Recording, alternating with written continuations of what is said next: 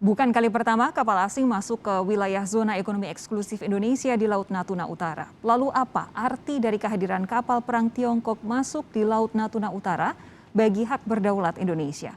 Kita bahas bersama Panglima Komando Armada 1 TNI Angkatan Laut Laksamana Muda Arsyad Abdullah dan pengamat pertahanan dan militer KONI Raha Kundini Bakri.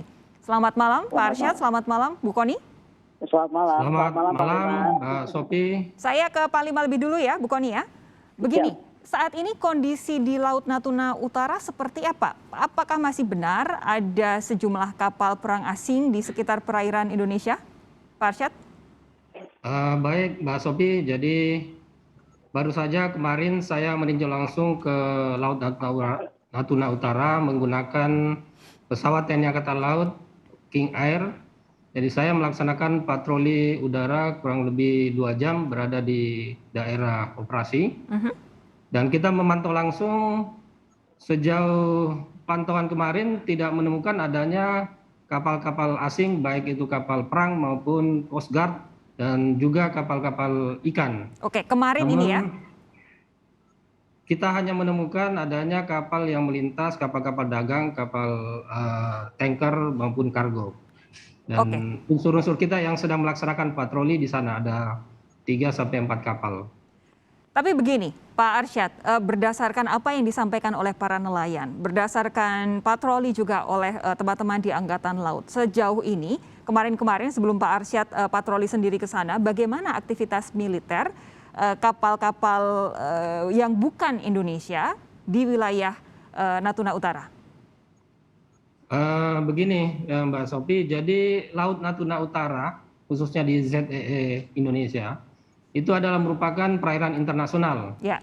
Jadi setiap kapal memiliki hak free of navigation, jadi bebas berlayar di perairan internasional, sehingga tidak menutup kemungkinan kita akan selalu menemukan kapal-kapal asing berada di sana selama itu dia hanya melaksanakan lintas damai.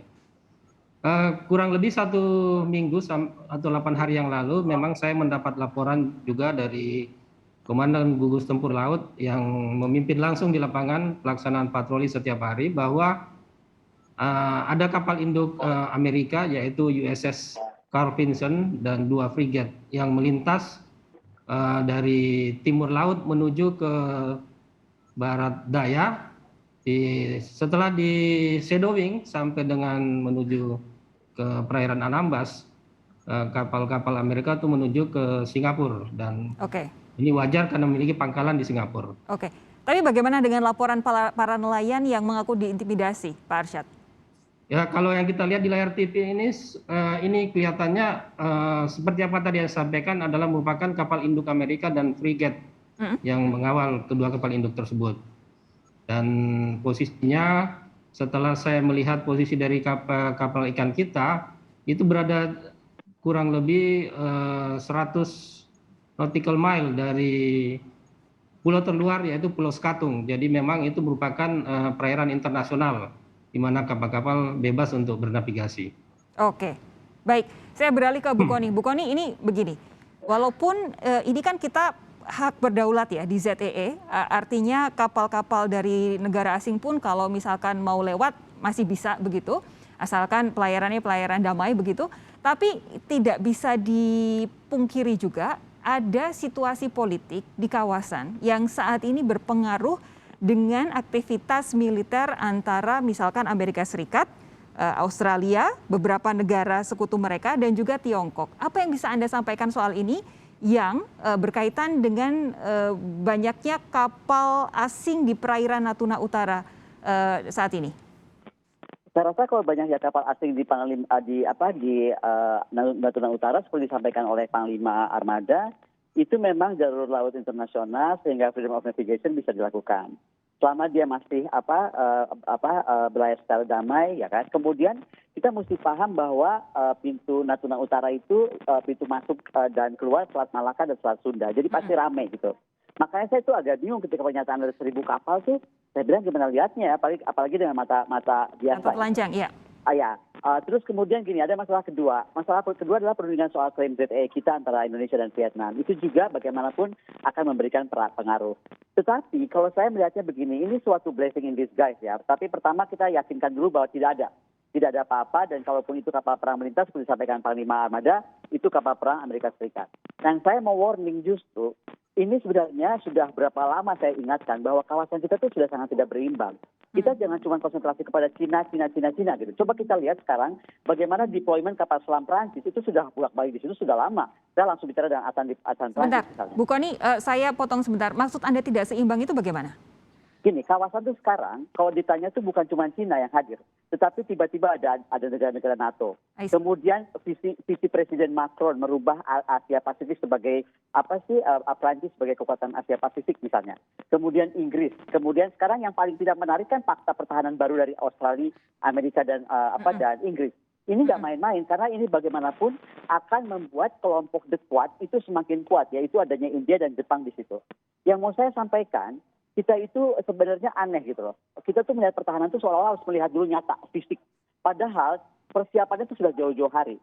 Nah, yang saya mau sampaikan, kita betul-betul harus hati-hati karena yang akan dilihat akan lebih banyak lagi kapal-kapal perang, pasti itu. Yang kedua, kita mesti tahu ketika negara Amerika dan sekutunya itu bersatu, maka dia akan menuntut freedom of navigation dari utara ke selatan, dari timur ke barat, dari timur ke barat. Itu artinya Laut Jawa itu bisa saja mereka mau melintas masuk ke situ. Nah, bagaimana persiapan negara, bagaimana persiapan pertahanan kita, bagaimana TNI Angkatan Laut dipersiapkan dengan dukungan kekuatan udara untuk kemudian melindungi tadi kedaulatan kita, kehormatan kita sebagai negara berdaulat.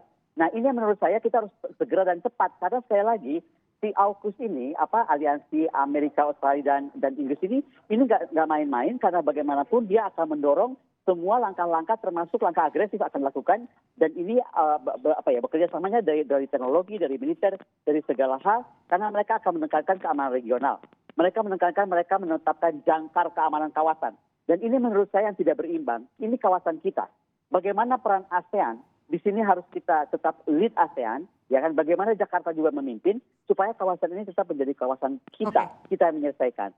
Ini yang menurut saya warning. Karena kalau sekarang nelayan kaget lihat kapal Cina, jangan salah loh. Sebentar lagi banyak sekali kapal di situ. Kapalnya Italia, kapalnya Perancis, kapalnya Belanda, kapalnya Jerman, kapalnya saya bilang Inggris gitu kan, dan lain-lain termasuk kapal Australia. Oke, ini kalau yang disampaikan Bu Kony ini lebih menarik garis besarnya. Kondisi politik, kondisi diplomasi antar negara yang kemudian menempatkan Indonesia ada di tengah-tengah begitu ya, karena posisi kita kebetulan strategis.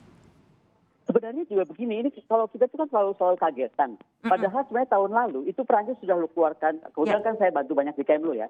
Jadi dia keluarkan buku semacam buku putih pertahanannya itu sudah merubah arahnya ke sini. Kemudian Inggris dengan itu Asia Pacific. Jadi banyak Belanda juga dokumennya keluar meskipun saya belum bisa baca karena masih dalam bahasa Belanda.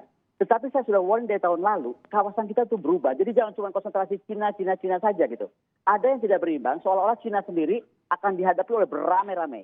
Yang kedua, ini juga akan menuntut kita akankah tetap mau non-blok gitu kan. Karena kalau mau non-blok, ini akan berat di kitanya. Karena kenapa? Karena berarti kita harus menanggung semuanya sendirian.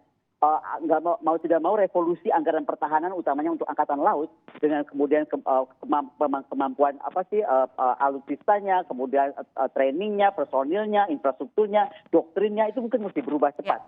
Nah, ini yang kita tuntut karena sekali lagi keamanan regional tidak boleh ditangani oleh orang lain yang di luar region ini menurut saya. Jadi sekarang ada faktor teknologi, ekonomi, ketahanan yang betul-betul kita akan hadapi secara serius dalam waktu sangat singkat karena paksa ini sudah ditandatangani oleh 3 negara tersebut. Betul antara Australia, UK dan juga US.